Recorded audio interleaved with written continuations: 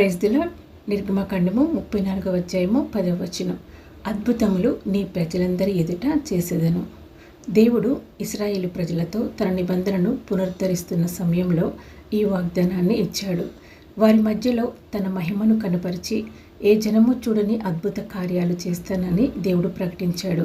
మన జీవితంలో కూడా కొన్ని సందర్భాలలో పరిస్థితులు కఠినంగా కనిపించవచ్చు, మార్గం లేనట్లు మనకు కనిపించవచ్చు. కానీ దేవుడు చేసే కార్యాలు మనుషుల శక్తికి, ఆలోచనలకు, సహజ పరిస్థితులకు పరిమితం కావు. ఆయన కార్యాలలో ఆయన జ్ఞానం, శక్తి, సమయం మరియు ఉద్దేశాలు వెల్లడవుతాయి.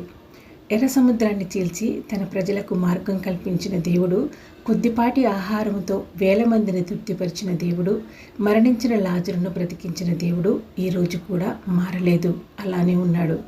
దేవుడు పనిచేసినప్పుడు అది కేవలం సమస్య పరిష్కారంతో ముగియదు, ఆయన మహిమ అక్కడ వెల్లడవుతుంది. అందుకే దేవుడు చేసే ప్రతి కార్యం ఆయన గొప్పతనాన్ని తెలియజేస్తుంది. అది ఎన్నడూ సాధారణమైనది కాదు. ఈరోజు మీరు ఎలాంటి పరిస్థితిలో ఉన్నప్పటికీ దేవుడు మీ జీవితంలో తన మహిమను కనపరిచి తన సమయంలో అద్భుత కార్యమును యేసు నామములో జరిగించునుగాక. ఆమేన్.